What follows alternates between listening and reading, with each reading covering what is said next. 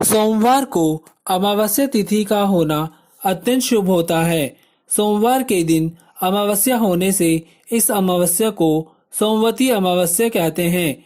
सोमवती अमावस्या व्रत कथा पढ़ने या सुनने मात्र से अखंड सौभाग्य की प्राप्ति होती है और घर में सुख समृद्धि आती है। सोमवती अमावस्या व्रत कथा। एक गरीब ब्राह्मण परिवार रहता था। उस परिवार में पति पत्नी के अलावा एक पुत्री भी थी। वह पुत्री धीरे धीरे बड़ी होने लगी। वह लड़की बहुत सुंदर, संस्कारवान एवं गुणवान थी, किंतु गरीब होने के कारण उसका विवाह नहीं हो पा रहा था। एक दिन उस ब्राह्मण के घर पर एक साधु पधारे।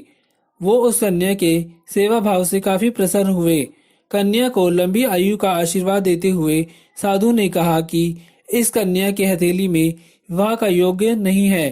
तब वह ब्राह्मण दंपति ने साधु से उसका उपाय पूछा कि कन्या ऐसा क्या करे कि उसके हाथ में विवाह का योग बन जाए। साधु ने कुछ देर विचार करने के बाद अपनी अंतर्दृष्टि से ध्यान करके बताया कि कुछ दूरी पर एक गांव में सोना नाम की धोबिन जाति की एक महिला अपने बेटे और बहू के साथ रहती है, जो बहुत ही अच्छे विचार और संस्कार संपन्न तथा पतिपरायण है। यदि यह कन्या उसकी सेवा करे और वह महिला इसकी शादी में अपनी मांग का सिंदूर लगा दे, इसके बाद इस कन्या का विवाह हो जाएगा और कन्या का वैधव्य योग मिट जाएगा।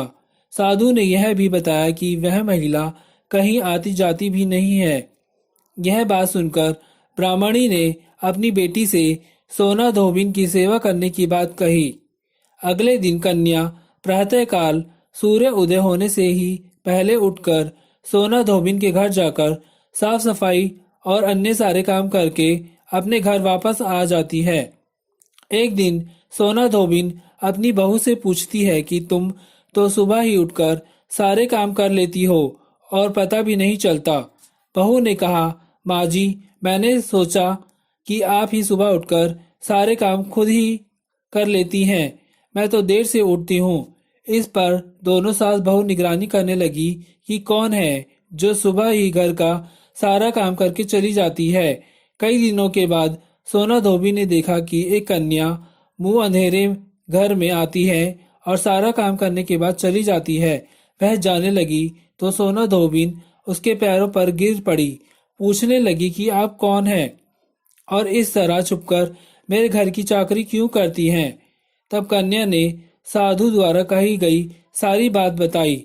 सोना धोबिन पतिपरायण थी, उसमें तेज था। वह तैयार हो गई। सोना धोबिन के पति थोड़े अस्वस्थ थे। उसने अपनी बहू से अपने लौट आने तक घर पर ही रहने को कहा। सोना धोबिन ने जैसे ही अपनी मांग का सिंदूर उस कन्या की मांग में लगाया, उसका पति मर गया। उसे इस बात का पता चल गया। वह घर से निर्जल बिना जल पिए ही चली थी।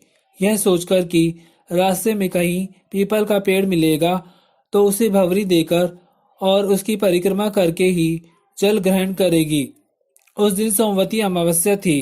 ब्राह्मण के घर मिले पुए पकवान की जगह उसने ईंट के टुकड़ों से 108 बार भंवरी देकर 108 बार पीपल के पेड़ की परिक्रमा की और उसके बाद जल ग्रहण किया। ऐसा करते ही उसके पति के मुर्दा शरीर में वापस जान आ गई। धोबिन का पति वापस जीवित हो उठा। इसीलिए सोमवती अमावस्या के दिन से शुरू करके जो व्यक्ति हर अमावस्या के दिन भंवरी देता है, उसके सुख और सौभाग्य में वृद्धि होती है। पीपल के पेड़ में सभी देवों का वास होता है। अतः जो व्यक्ति हर अमावस्या को ना कर सके, वह सोमवार को पड़ने वाली अमावस्या के दिन 108 वस्तुओं की भंवरी देकर सोना धोबिन और गौरी गणेश का पूजन करता है, उसे अखंड सौभाग्य की प्राप्ति होती है। सोमवती अमावस्या के दिन तुलसी की 108 बार परिक्रमा करने से दरिद्रता दूर होती है।